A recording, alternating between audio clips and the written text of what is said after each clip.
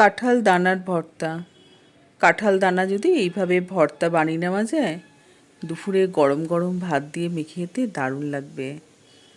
আর এই রকম ভর্তা হলে মনে হবে এই দিয়েই যেন সব ভাত মেখে খেয়ে নিই, এত ভালো খেতে হয়। তাহলে চলো বন্ধুরা, তোমাদের এই কাঁঠাল দানার ভর্তা রেসিপিটা বানিয়ে দেখাই। কীভাবে কাঁঠালের দানাগুলোকে ছাড়িয়ে নেবো সহজভাবে দেখিয়ে দিচ্ছি। যেমন একটা দানা নিয়ে নিয়েছি, নিয়ে ছুরিটা দিয়ে আগে এরকম করে কেটে বসিয়ে নেবো এরকম। তারপরে চাটুটা দিয়ে চাপ দিলে এই দেখ সুন্দর কাটা যাবে। খোসাটা সুন্দরভাবে ছাড়ানো যাবে।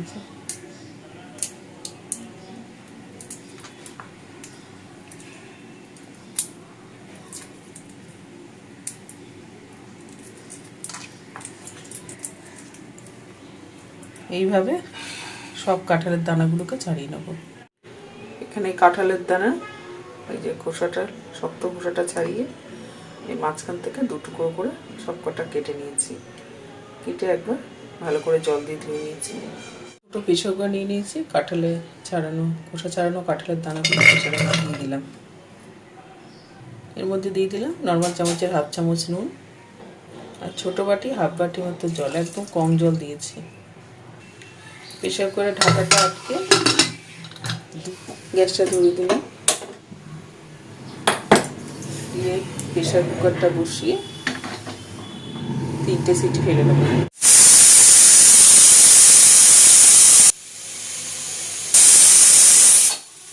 তিনটে সিটি পড়ে গেছে, গ্যাসটা বন্ধ করে দিলাম। এই অবস্থা আর 10 মিনিটের মতো রেখে দেবো। 10 মিনিট হয়ে গেছে, প্রেসারের ঢাকাটা খুলে নিয়েছি। দেখে নেবো যে কাঁঠাল দানা সিদ্ধ হয়েছে নাকি। এই যে সিদ্ধ হচ্ছে, একটু শক্ত আছে। আর যদি খুব শক্ত হয়, যে একদম সিদ্ধ হয়নি, তাহলে আরেকটুখানি হাফ বাটি জল দিয়ে আরও দুটো সিটি মেরে নিতে হবে। একটা গ্যাসের উপর কড়াই বসিয়ে গ্যাসটা ধরিয়ে দিলাম। কড়াইতে দিয়ে দেবো 25 গ্রাম মতো সর্ষের তেল। খুব কমই তেল দিলাম। তেল ভালো করে গরম করে নিয়েছি, দুটো শুকনো লঙ্কা দিয়ে দিলাম। শুকনো লঙ্কাটা তেলের মধ্যে গ্যাসটা কমিয়ে দিলাম, ভেজে নেব লঙ্কাটা। যে যেরকম ঝাল খান সেই অনুযায়ী দুটো শুকনো লঙ্কা দিয়েছি, দিয়ে নিয়েছি, তুলে নিলাম। পরে দিয়ে দিলাম একটা মিডিয়াম সাইজের গোটা রসুন,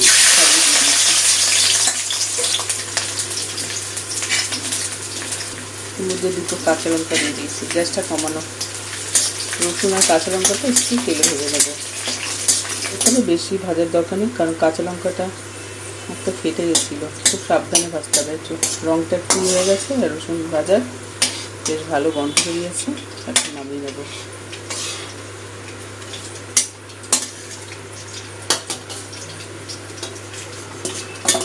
গ্যাসটা কিন্তু একদম কমিয়ে করতে হবে।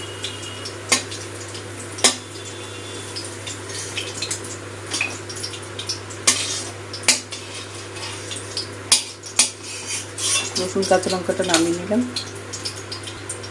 পেঁয়াজটা একটু বেশি দেবো, দুটো বড় সাইজের পেঁয়াজ কুচি দিয়ে দিলাম।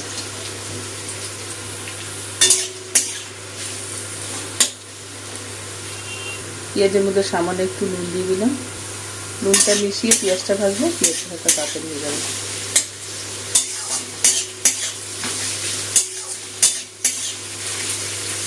পেঁয়াজটা লাল করে ভেজে নেবো। পেঁয়াজটা লাল করে ভেজে নিয়েছি, মশমশা করে ভাজা গেছে পেঁয়াজটা নামিয়ে নেব। গ্যাসটা বন্ধ করে দিলাম। পেঁয়াজটা নামিয়ে নেব।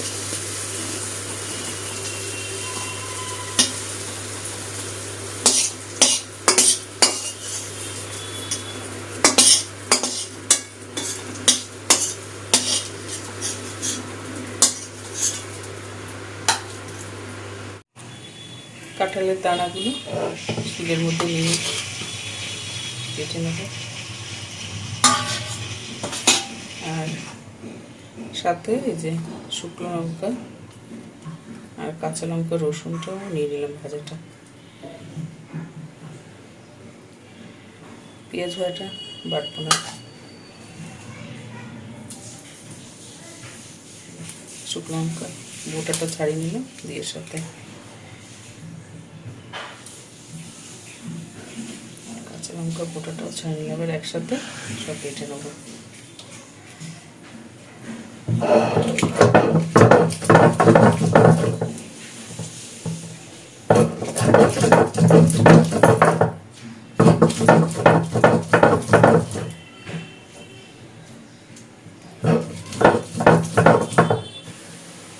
কাঁঠাল দানাগুলো একবার বাটা গেছে, আরেকবার বেটে নিচ্ছি।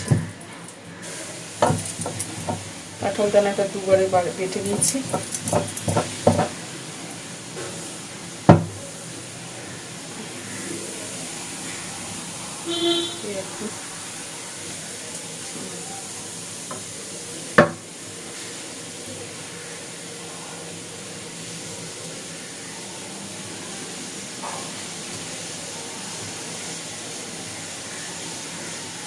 পেঁয়াজের যে প্লেট আছে নিতে রেখে দিলাম, আর এই যে বেটেছি এটার সাথে পেঁয়াজ ভাজাটা মেখে নেব। এটা একটু ঝাল ঝাল হচ্ছে এই কাঁঠাল দানাটা, কিন্তু এই যে পেঁয়াজ ভাজাটা দিয়ে মাখলে একটু মিষ্টি মিষ্টি ভাব হয়ে যাবে, ওই জন্য আর পেঁয়াজ ভাজাটা দিয়ে ভালো মেখে দিলাম। কাঁঠালের দানার ভর্তাটা তৈরি হয়ে গেছে।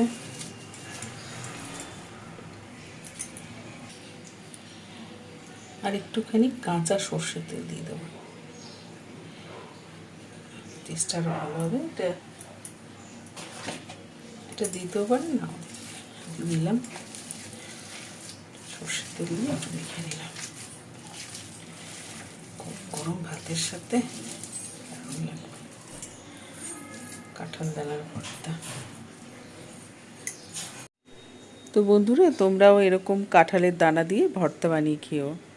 কাঁঠালকে দানাটা ফেলে না দিয়ে এইভাবে যদি একটু ভর্তা বানিয়ে নেওয়া যায়, তাহলে দুপুরে গরম গরম ভাত দিয়ে মেখে খেতে দারুণ লাগবে। তো তোমরাও বানিয়ে খেও আর কমেন্ট করে জানিও রেসিপিটা কেমন লাগলো। ভালো লাগলে অবশ্যই বন্ধুরা একটা লাইক দিয়ে দিও, আর চ্যানেলটা সাবস্ক্রাইব আর ফলো করার অনুরোধ রইল। আজ এই পর্যন্ত, আবার চলে আসবো নতুন রেসিপি নিয়ে। সবাই ভালো থেকো, ধন্যবাদ।